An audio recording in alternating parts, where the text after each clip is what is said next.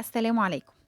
بما اني بقالي 100 يوم بالظبط ما نزلتش وصفه جديده في قناتي على اليوتيوب، قلت ما ادخلش عليكم وايديا فاضيه، وخصوصا اننا على ابواب شهر الخير. كل سنه وحضراتكم طيبين، وربنا يبلغكم الشهر الكريم وانتم في احسن حال، ويعيننا ويعينكم على صيامه وقيامه. في فيديو النهارده هنحضر مع بعض فرخه مشويه في الفرن بتتبيله تجنن مع رز باللحمه المفرومه والبسله والقرفه. بس ما تنسوش لو عجبكم الفيديو اعملوا له لايك وشير. تابعوا الفيديو للاخر هيعجبكم، ويلا بينا نبدا.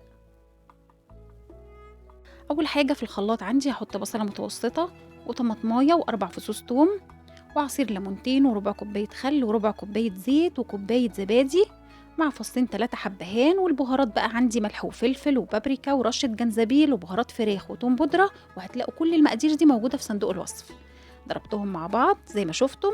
وعندي هنا فرخه مغسوله كويس ومتصفيه، قسمتها نصين بالشكل ده، وخليت الراجل وانا بشتريها يشيل لي العظم بتاع الصدر والوراك، يعني مفيش عظم في الفرخه غير عظم الدبوس والاجنحه، علشان يبقى سهل انها تستوي. نزلت عليها بالتتبيله بتاعتي ودعكتها كويس وغطيتها وسبتها ليله كامله في التلاجة علشان تتشرب التتبيل كويس. تاني يوم بقى حضرت الشبكه بتاعتي، شبكه الشوي، ودهنتها زيت ورصيت عليها الفراخ بالشكل ده. حطيت في الصينية تحتها مية علشان الفرخة تفضل محتفظة بطراوتها وما تنشفش. وفي المية دي حطيت شوية روزماري وحبهان ورق لوري، فلفل اسود قرنفل او اي اعشاب عطرية. دخلتها الفرن على درجة حرارة عالية أول نص ساعة، وبعد كده خفضت درجة الحرارة على المتوسط وسبتها ساعة إلا ربع كمان. وفي آخر 5 دقايق ولعت عليها الشواية علشان تاخد لون حلو.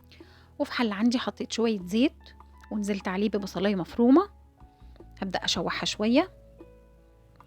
وبعد كده هبدأ أنزل عليها بربع كيلو من اللحمة المفرومة.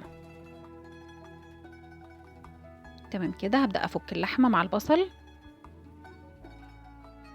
وأقلبهم شوية مع بعض، وبعد كده هبدأ أضيف البهارات عندي فلفل أسود وكم فص حبهان على كم فص مستكة وقرفة خشب ولومي وورقتين لوري، ياخدوا تشويحة كده مع اللحمة. هضيف بعد كده البسلة وهشوح شوية، وهنزل بعد كده بنص كيلو من الرز البسمتي المغسول كويس والمتصفي ومش منقوع.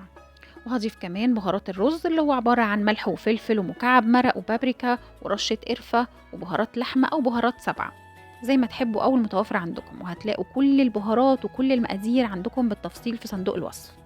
قلبت كويس، وبعد كده نزلت بالمية المغلية، كوبايتين مية مغلية لكل كوباية رز بسمتي. وأول ما الرز يتشرب هوطي عليه وهسيبه يكمل تسوية على مهله. شايفين الفراخ خطيرة ازاي، والرز كمان مستوي ومش معجن وزي الفل.